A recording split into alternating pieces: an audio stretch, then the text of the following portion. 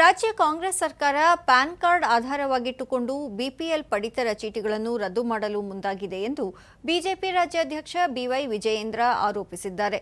ಹುಬ್ಬಳ್ಳಿಯಲ್ಲಿಂದು ಅವರು BPL card ರದ್ದು ಮಾಡುವ ಸಂದರ್ಭದಲ್ಲಿ ಅಧಿಕಾರಿಗಳು ವೈಜ್ಞಾನಿಕವಾಗಿ ಕಾರ್ಯನಿರ್ವಹಿಸುತ್ತಿಲ್ಲ, ಈಗಾಗಲೇ ಸುಮಾರು 11 ಲಕ್ಷಕ್ಕೂ ಹೆಚ್ಚು ಕಾರ್ಡ್ಗಳನ್ನು ಏಕಾಏಕಿ ರದ್ದು ಮಾಡಲಾಗಿದೆ, ಮುಂದಿನ ದಿನಗಳಲ್ಲಿ ಇನ್ನೂ 10 ರಿಂದ 15 ಲಕ್ಷ ಪಡಿತರ ಚೀಟಿಗಳನ್ನು ರದ್ದುಪಡಿಸುವ ಸಾಧ್ಯತೆಗಳಿವೆ ಎಂದು ಆತಂಕ ವ್ಯಕ್ತಪಡಿಸಿದರು. ರಾಷ್ಟ್ರೀಯ ಆಹಾರ ಭದ್ರತೆ ಕಾಯ್ದೆಯಡಿ ಪ್ರಧಾನಿ ನರೇಂದ್ರ ಮೋದಿ ಅವರ ನೇತೃತ್ವದ ಕೇಂದ್ರ ಸರ್ಕಾರ ಶೇಕಡಾ 92.5ರಷ್ಟು ಸಹಾಯ ಮಾಡುತ್ತಿದೆ. ರಾಜ್ಯ ಸರ್ಕಾರ ಶೇಕಡಾ 7.5ರಷ್ಟು ಮಾತ್ರ ಸಹಾಯ ನೀಡುತ್ತಿದೆ. ಹಣಕಾಸು ಸಂಪನ್ಮೂಲ ಕ್ರೋಢೀಕರಿಸುವಲ್ಲಿ ವಿಫಲವಾಗಿರುವ ಸರ್ಕಾರ ಸರ್ಕಾರಿ ನೌಕರರಿಗೆ ವೇತನ ನೀಡಲು ಪರದಾಡುವ ಸ್ಥಿತಿ ನಿರ್ಮಾಣವಾಗಿದೆ.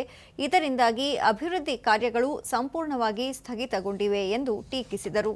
ಪ್ಯಾನ್ ಕಾರ್ಡ್ ಆಧಾರ ಇಟ್ಕೊಂಡಿದ್ದೇವೆ, ಇನ್ಕಮ್ ಟ್ಯಾಕ್ಸ್ ಆಧಾರ ಇಟ್ಕೊಂಡಿದ್ದೇವೆ ಅಂತೇಳಿ ಏಕಾಏಕಿ ಬಡವರನ್ನ ಬೀದಿ ತರ್ತಕ್ಕಂಥ ಕೆಲಸ ಮಾಡೋದಕ್ಕಾಗೋದಿಲ್ಲ. ಅಚಾನಕ್ ಆಗಿ ಯಾಕೆ ಈ ರೀತಿ ಸರ್ಕಾರ ಕ್ರಮವನ್ನು ಕೈಗೊಳ್ತಾ ಇದೆ?